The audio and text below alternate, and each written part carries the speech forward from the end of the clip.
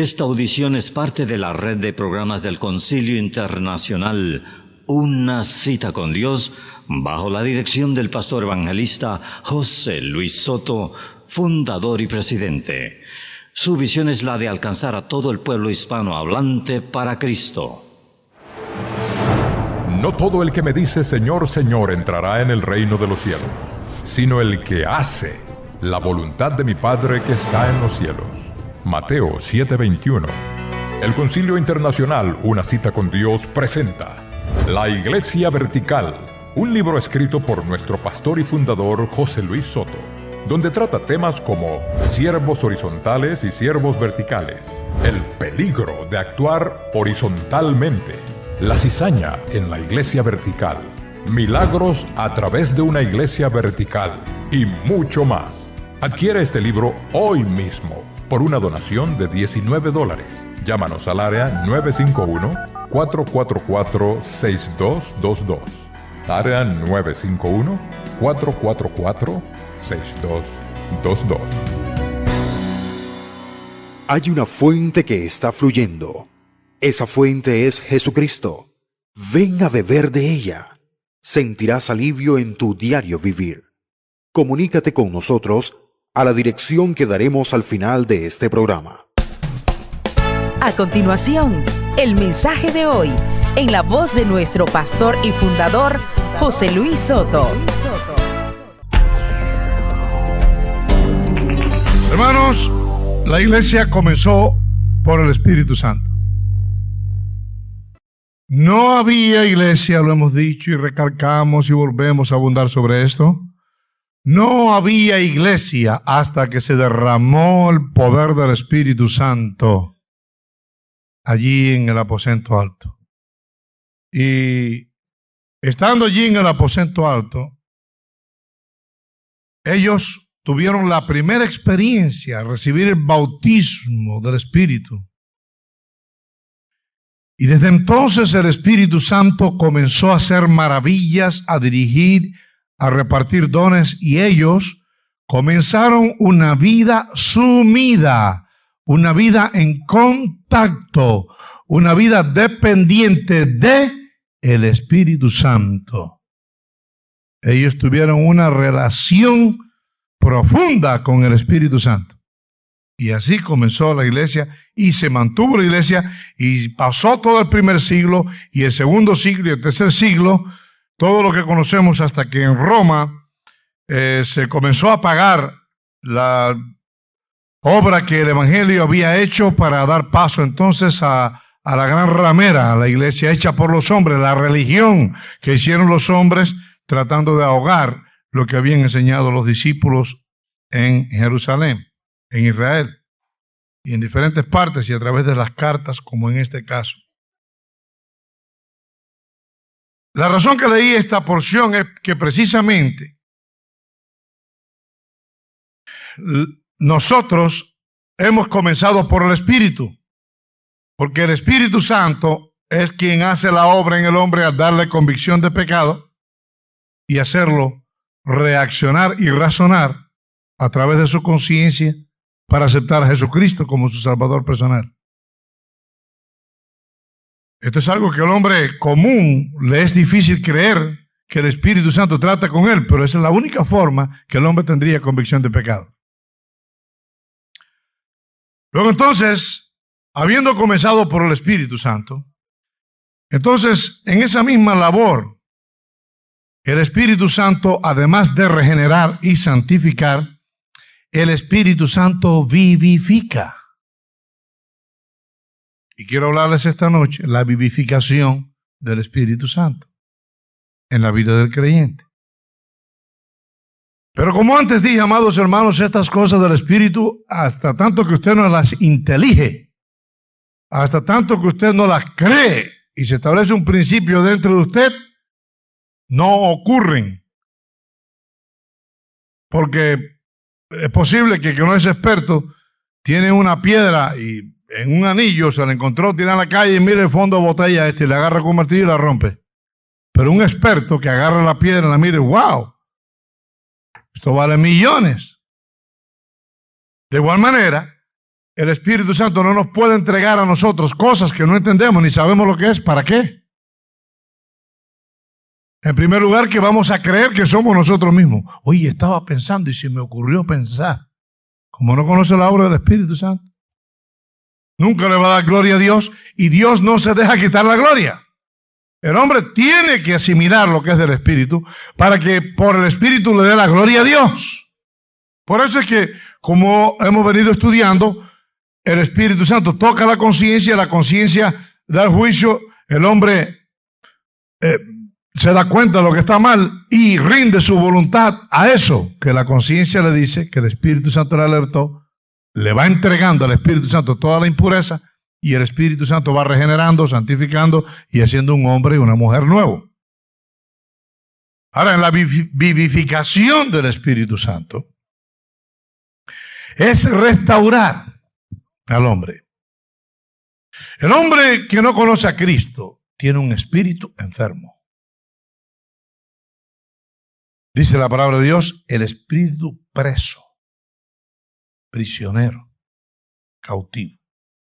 Y tanto se puede dañar el espíritu del hombre, que la palabra de Dios lo enseña, que algunos, teniendo su conciencia ya cauterizada, y la conciencia es parte del espíritu, en tanto pecado, en tanta maldad, en tanta acción negativa del alma contra la conciencia, llega un momento que la conciencia se cauteriza, es decir, no trabaja más, no reacciona más, se hace insensible ante lo malo que el hombre hace. Es una conciencia cauterizada, ya no sirve, se cauterizó el material, ya no sirve, sus propiedades fenecieron, se acabaron, se cauterizó. Por eso es que es tan importante mantener nosotros la comunión con el Espíritu Santo, quien es el que vivifica. Usted puede haber aceptado a Jesucristo, pero no quiere decir que su espíritu alcanzó toda la vida que debe alcanzar, su alma toda la vida que debe alcanzar. Y esto es importante porque la palabra de Dios enseña que Jesucristo vino para que tengamos vida y para que la tengamos en abundancia. Y esto no es allá en el cielo, en el cuerpo glorificado que vamos a recibir, sino que es vida abundante aquí en la tierra.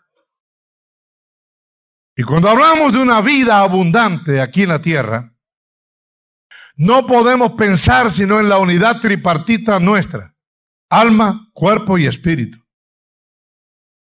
Se vivifican, tienen que vivificarse ante la presencia, ante el influjo del Espíritu Santo de Dios. Él vino para darnos vida. Claro, sabemos la vida eterna, la única vida que Dios conoce, la eterna. Pero en tanto que peregrinamos y estamos aquí, nosotros recibimos una vida excelente de parte de Dios. Dijimos que la regeneración del hombre por el Espíritu Santo es regenerarlo hasta que esté al punto de donde estaba cuando Dios lo puso en el Edén. Una mente sana, dice, vosotros tenéis la mente de Cristo. El Señor dijo, aquí yo hago todas las cosas nuevas, hace nuevo al hombre.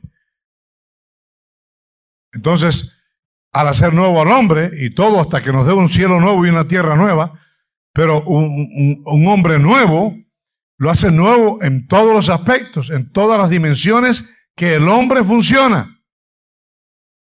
Sí, alma, cuerpo y espíritu.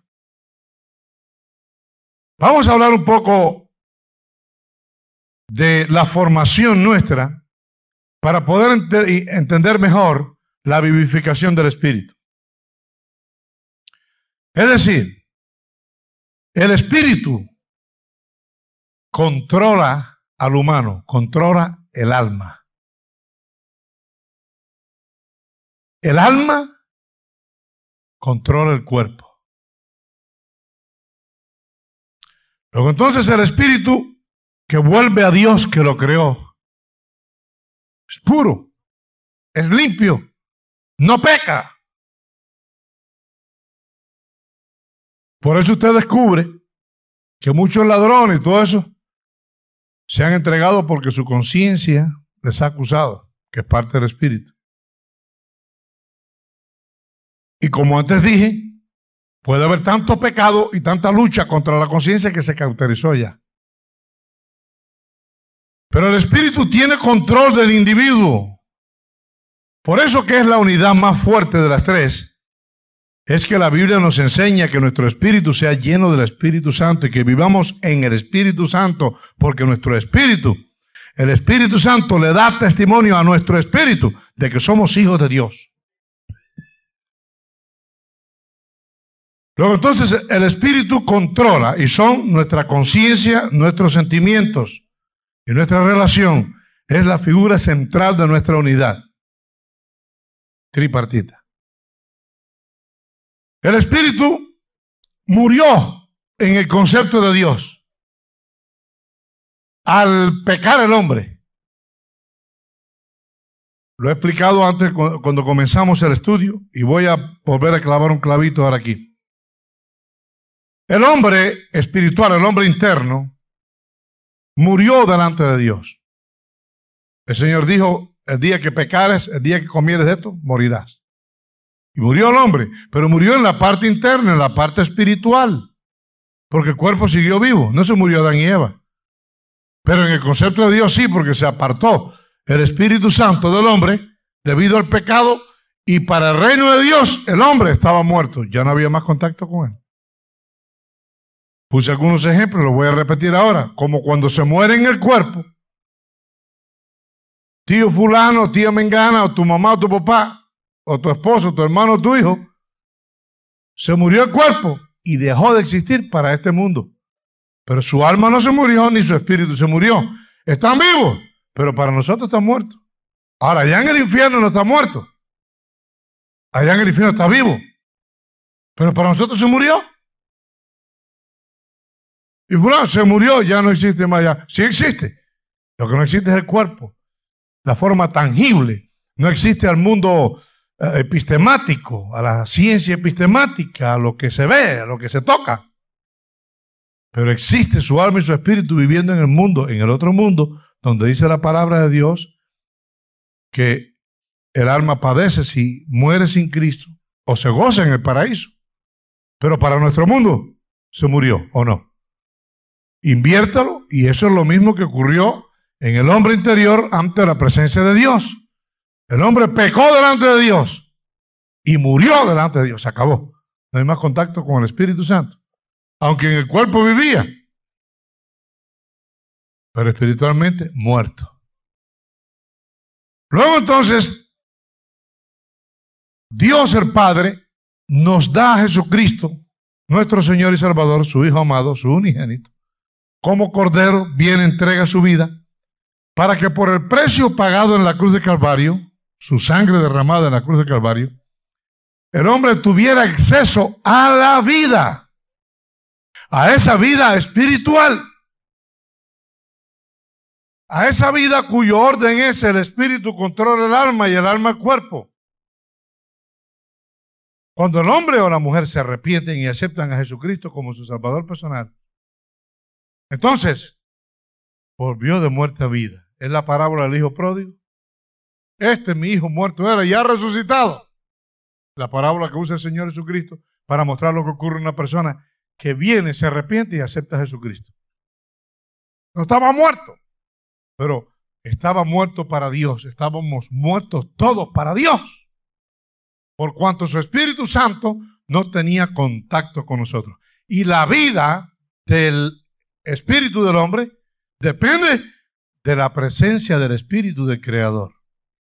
Por lo tanto, cuando el Espíritu Santo está en nuestra vida, vivimos esa vida de victoria, esa vida de gozo, esa vida de entusiasmo, de seguridad, porque vivimos en la vida de Dios.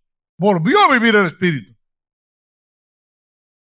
Ahí está la diferencia entre el cristiano carnal, que no siente esa relación con el Espíritu Santo, lee la palabra y, sí, esto es bueno, quién sabe, cómo no.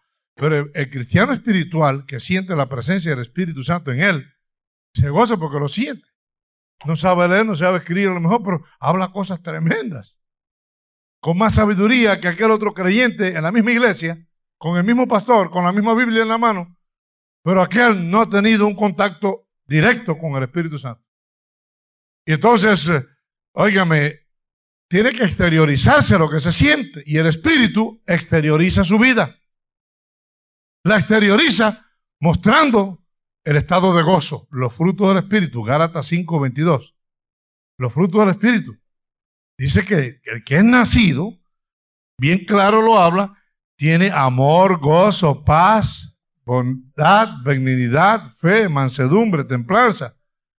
Ya ese espíritu volvió a vivir. Y al volver a vivir, tiene las cualidades que deben haber en un hombre santo.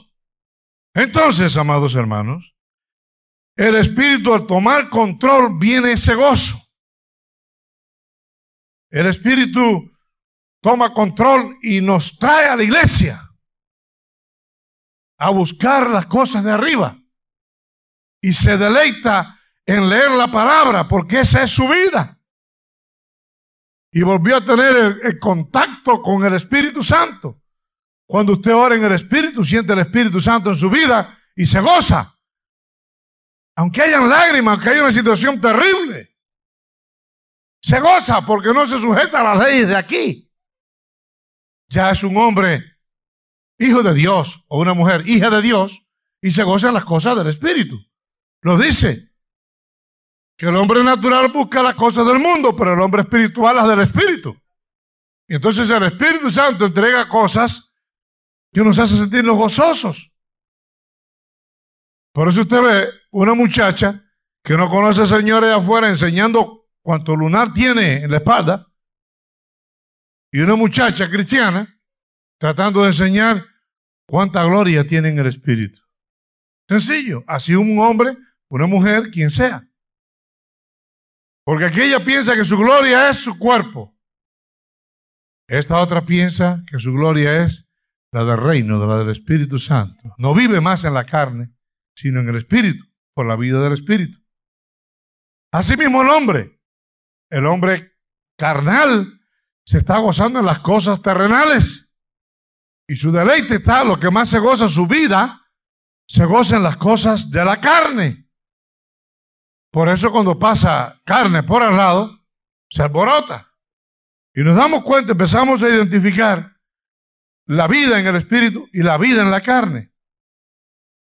Luego entonces, hermanos, el alma ahora controla el cuerpo, la emoción, la voluntad controlan el cuerpo. El pecado lo registra la Biblia en el alma. Y por eso dice que Jesucristo vino a salvar nuestras almas. A salvar nuestras almas. Lo humano. El espíritu, el soplo de Dios, que Dios es puro.